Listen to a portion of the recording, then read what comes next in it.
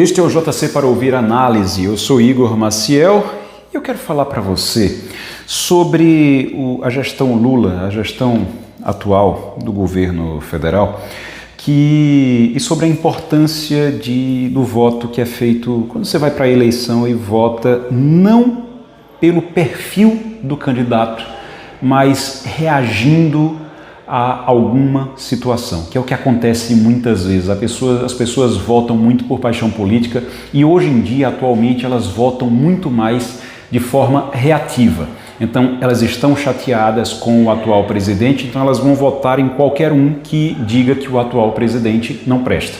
Elas estão chateadas com a situação do país, com a situação do Brasil, então elas votam em qualquer um que apareça e diga que vai mudar tudo. Elas estão chateadas com a realidade, então se aparecer alguém que diga que vai modificar completamente a realidade, elas acreditam mesmo que a pessoa não tenha nada no currículo, nada na personalidade que indique que ela pode, que ela é capaz de fazer isso. O que é que eu quero dizer com isso? Gente, vamos lá, vamos voltar para 2022. 2022 existia uma grande rejeição a Jair Bolsonaro. Essa rejeição veio desde 2020 por conta da pandemia. Então você tinha a pandemia que foi tratada com desprezo, com desdém pelo presidente na época, pelo Jair Bolsonaro na época, da forma mais irresponsável possível, como ele tratou a pandemia, como ele tratou os mais de 700 mil mortos na pandemia somente no Brasil. Então você tem realmente uma situação terrível. E aí você tinha várias opções. Você tinha opções de políticos que se colocavam ali com a força necessária para fazer bons governos mais centralizados, mais responsáveis. Mas o importante não era votar em alguém que oferecesse uma boa proposta. O importante naquele momento era votar em alguém que fosse capaz de derrotar Jair Bolsonaro. E foi isso que as pessoas fizeram. As pessoas votaram em Lula e elegeram Lula não porque ele tinha boas ideias, não porque ele poderia resolver os problemas do Brasil, mas sim porque ele era aquele que tinha mais chance de derrotar o inimigo daquele momento, o inimigo do povo, entre aspas, naquele momento. E aí votaram e elegeram o Lula.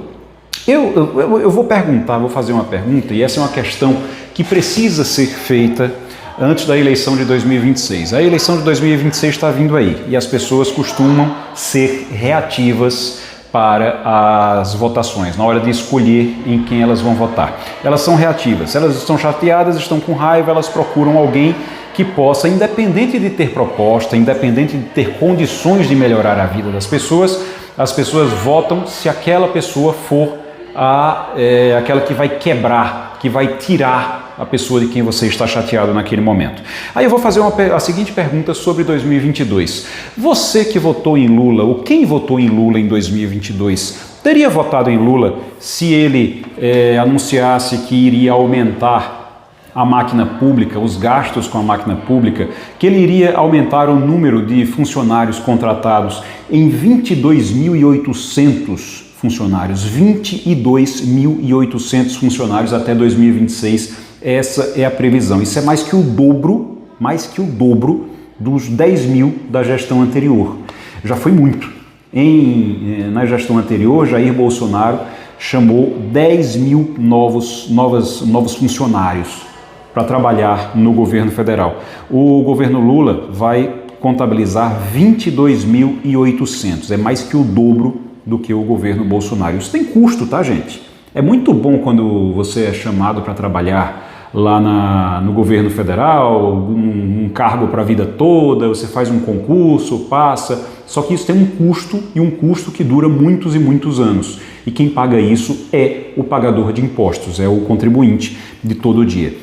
Você acha que quem votou em Lula somente para poder derrotar Bolsonaro teria votado do mesmo jeito se o Lula dissesse que iria colocar os Correios com a gestão pouco profissional como colocou, para abrigar aliados? Se você soubesse que os Correios iam ficar como estão agora, numa situação tão difícil, que tenta pegar empréstimo e nem o Tesouro Nacional dá garantia, o Tesouro Nacional não dá garantia aos Correios, que é uma empresa pública, que é ligada ao governo federal, mas o Tesouro Nacional não dá garantia para os Correios pegarem empréstimo, porque nem o Tesouro Nacional acredita que os Correios conseguem se recuperar. Você acredita que numa confusão dessa, a empresa está brigando na justiça para não pagar um vale-peru de R$ 2.500 para cada funcionário? Isso é assim que funciona uma empresa pública. O sindicato foi brigar na justiça porque quer, no meio de toda essa confusão, de toda essa crise nos Correios, ainda quer um vale-peru. É um vale-peru mesmo, é um vale-natal de R$ 2.500 para cada funcionário. Isso dentro de uma empresa quebrada, porque é assim que funciona no poder público.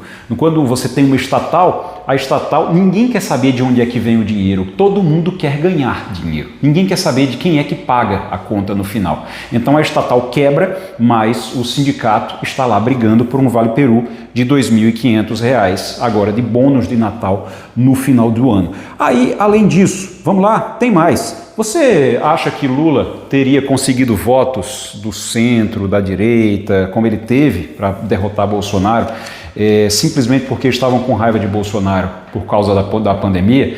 Você acredita que o Lula teria votos se ele tivesse dito que iria aumentar a despesa com o pessoal de 363 bilhões em 2023 para 453 bilhões em 2026 de reais? 363 bilhões de reais em 2023, ele aumentou para 456 bilhões em 2026. Todos os gastos do governo vão aumentando. Mais uma vez, quem é que paga a conta? Todos os brasileiros pagam essa conta. O aumento da dívida pública subiu entre 23 e 26, entre 2023 e 2026, subiu 6,5 pontos percentuais. Estamos devendo mais, estamos gastando mais. E sabe qual é o resultado disso? Uma taxa de juros de 15%, é a taxa Selic de 15%, que faz com que o Brasil seja menos competitivo, não consiga desenvolver o seu mercado, não consiga se desenvolver da forma como deveria, porque fica sendo represado, fica sendo segurado por uma taxa de juros altíssima, elevadíssima, de 15%. Isso tudo e a taxa de juros é necessária para poder sustentar uma situação que é quase insustentável de gastos do governo. A PEC da transição, isso começou lá atrás, ainda em 2022. Lula já tinha ganho a eleição e conseguiu articular para que fosse feita uma PEC da transição, que foi o quê? Para derrubar o teto de gastos. Sabe qual é o resultado? Lá já aumentou os gastos, lá desde 2022, e aí aumentou para 2023, 24, 25, 26, aumentou os gastos fora do limite, fora do teto, em 170 bilhões de reais por ano. 170 bilhões de reais por ano. Reajustes salariais dos servidores foram feitos em acordo com mais de 100 sindicatos. Mais de 100 sindicatos conseguiram do governo Lula aumentos nos salários, alguns bem expressivos. Foram criados mais de 4.400 cargos comissionados. Os furos no teto, os gastos fora da meta fiscal, devem chegar a 400 bilhões de reais. Tudo isso que eu estou dizendo aqui pode parecer absurdo para vocês, você, inclusive, que se você votou em Lula e não concorda com ele nesse momento, e não concorda com esses números, com isso, você acha que isso aqui está errado, você deve estar pensando, eu fui traído porque eu não esperava isso do Lula. Se você pensa assim, você está mentindo para você ou para os outros, porque isso nunca foi segredo. Lula fez 2 governos fazendo exatamente isso que ele está fazendo no terceiro governo. Ele nunca mentiu, ele nunca disse que não ia aumentar, ele não disse na eleição que não ia aumentar os gastos do Estado. Ele não disse na eleição que não ia contratar mais funcionários. Ele não disse na eleição, que ia tratar os Correios com uma gestão profissional, que ia fazer concessão ou privatização dos Correios. Não. Ele nunca negou isso. Ele sempre disse que os Correios precisavam ser do Estado, ser estatais. Ele sempre defendeu um aumento dos custos do governo, porque ele diz que isso gera desenvolvimento social. Ele sempre concordou com bonificações para funcionários estatais. Ele sempre concordou que não precisa se preocupar. Ele sempre disse que não precisa se preocupar com a dívida pública, porque governo é para ter dívida mesmo e o importante é gastar dinheiro com programas sociais. Ele nunca negou que ia aumentar os custos do governo. E mesmo assim, todo mundo que agora critica ele votou nele. Muita gente que agora critica ele votou a favor dele. Por quê? Porque estavam sendo reativos na eleição. Eu estou dizendo que Bolsonaro deveria ter sido reeleito? Não estou dizendo isso. Eu estou dizendo que existiam outras opções, existiam outras possibilidades, outras pessoas que poderiam oferecer uma gestão mais responsável e fora da irresponsabilidade desses dois polos que ainda estão aí.